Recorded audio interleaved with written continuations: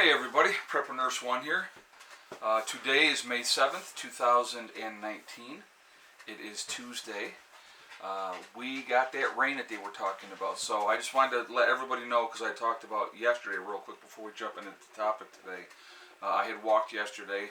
I knew we were going to have rain today, so as soon as Heather got on the bus this morning, first thing I did is I went and did my walk again this morning, and I went farther today than I did yesterday. So just starting doing this, guys. So, you know, people are going to watch this video and go, oh, well, you're fat.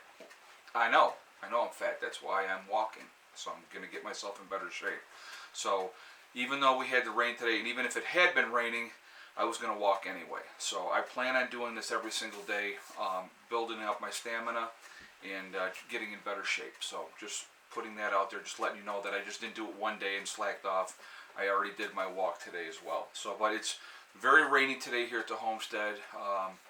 Just that kind of day. They called for it and we knew it was coming, so that's kind of the thing. So we're going to jump right into today's video, okay? We're going to talk about lists. And I think this is, most preppers do lists, okay? So we're going to talk about the importance of lists and what kind of list that you should have, okay? So I'm going to grab my thing here, and I got my pen so I can mark these off as I do them. Okay, so one of the first things that I think is important is, if you're going to have lists, is you're going to have your emergency plans. You're going to need a list of what you plan on doing in that case of emergency, okay? Depending where you are, have contingencies for whatever, okay? If you're in your car, if you're at work, if you're on vacation, have a plan in place and know your routes, know where you're going. Okay, so that's but have those set up ahead of time, and have your family also know what their role is, depending on the emergency, depending on where you are. So again, it's not just you, the main prepper of your family or whatever. Everybody in your group, everybody in your family should know what they need to do in that case of that emergency, and know where they got to go. Like Heather knows, like I've told her before. Something goes down big and you're at school, I said, you get home. I said, I don't care if the school says no, nobody can leave. I said, you get the heck out of there and you get home. So that was one of the things, one of those conversations that we had to have, as a parent and a child. So next list that you definitely need to have is your first aid kit list. Okay, so obviously most preppers, Band-Aids, beans, and bullets, right? So but when you're doing your medical list, know what you need to have. Have that written out, what you need to have. And then as you are purchasing those things, you're going to obviously mark those off. And so that way, you know what you have in your inventory of medical supplies. Real important. So, those are definitely something you want to take care of. Certain things need to be in rotation because some medications will expire.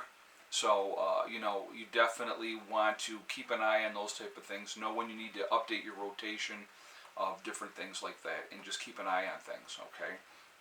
The next thing that you definitely, really important to have, is your food inventory list. Now, obviously, one of the big things for preppers is food and water, right? So, know what you have on your list for food. Put it into your rotation. Obviously, your canned goods are going to go into a rotation. So you're going to definitely want to have, you're going to want to eat your older stuff first, then eat your newer stuff afterwards, and those type of things. So you definitely want to have, a good idea of what you have, what you need to continue to stock up on, and your rotations with those things as well. I think that's really important, okay? Next thing, and this is really kind of crucial too, is your bug out bags, okay? Now, everybody in the family should have a bug out bag. So you should have a list of what is in each bug out bag, so that you know what each person is carrying. So you don't want to do redundancy stuff and have like way too much of one thing and not enough of this. If you have that list written out, okay, this is what's in my bug out bag. Mom is carrying this in her bug out bag. Junior carries this in his bug out bag, and sister carries this in her bug out bag. And again, depending on the age of the child, the size of your wife or your girlfriend. You know, it's going to really determine how much weight they can carry and for how long. Okay, so those are definitely things that are really, really important as well. All right, so I just wanted to bring that one up.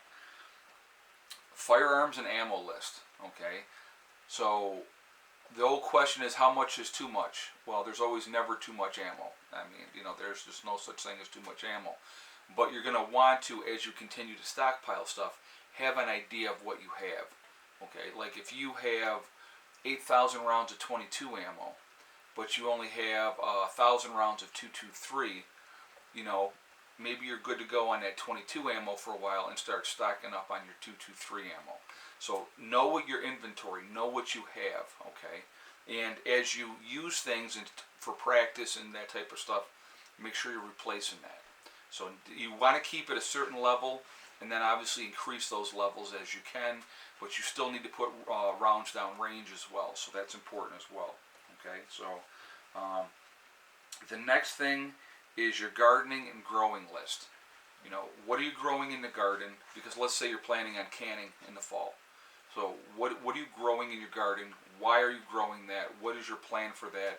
Knowing what you need for that garden and having those things on hand. It's really important, because everything has to be a plan. You just don't I'll throw in 6 tomato plants and I'll do 2 cucumbers and I'll just, why are you doing it? Okay, so those are things to think about as well. All right. So you want to have a list of your kits that you have, whatever kits you're putting together, and the contents of those kits. So you're putting together your first aid kit, you're putting together you know, other kits that you're going to be using for other things. You want to have a list of what they are, what's in them, where they're at, how you plan on using them, and those type of things. Okay, so those are you know, those are important as well. So another thing you're going to want to do is your emergency and community contacts. All right, if you are able to communicate, SHTF happens, who do you need to get a hold of? Who do you want to say, hey, listen, now is the time, get here. Have that list of people that you plan on having to bug out. Maybe they don't know what's going on, or whatever, lack of communication wise that way. They know, they call you and say, you think it's time? Yeah, I think it's time, get here. All those type of things. So you're going to want to have that emergency list of people that you need to contact, know who they are, have their numbers, maybe have other ways of contacting them as well. Okay, so that's a really important thing as well, because when the time comes, you're definitely going to need to have the right kind of people around. Another one that you're going to want to look at having, and this was probably something a lot of people don't think about a lot, is your tools and maintenance list. Okay, so your tools and maintenance list, you're going to want to have a list of tools that you're going to need. Like if SHTF happens, so let's say you don't have a hammer. Hammer is going to be really important. Handsaw, those type of things. Okay, you want to have your inventory of what you have, how many nails, how many screws, you know, those different things that you're going to be using, that you're going to need to use after SHTF happens. So, and you know, home repairs or whatever it is, because if you're at your location, you got to have tools to maintain things, to keep things right. Okay, so those are something to go on that list as well. Now here's an important one too. So you have this whole list of, you want to have this list too, which is your purchase order list. Okay, so your purchase order list is going to be this list of things that you haven't bought yet that you want to buy.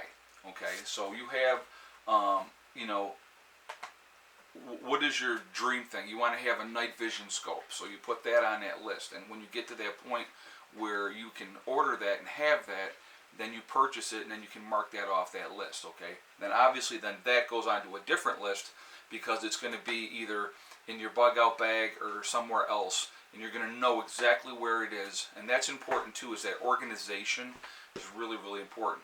Another list that you need to have is your cache locations. Okay, you're not obviously going to tell 15 different people where your different caches are.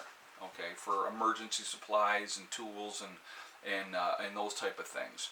You don't want to tell everybody and your brother where these things are. So You want to definitely limit that down to maybe 2-3 people, and maybe 2 or 3 people don't know every location that they like you're the main guy, okay? So you know every location of your caches, but maybe Charlie knows 3 of your locations, and Steve knows 3 different locations. Do you see what I'm saying with the? Like communicate like between like where like the different locations are. Right.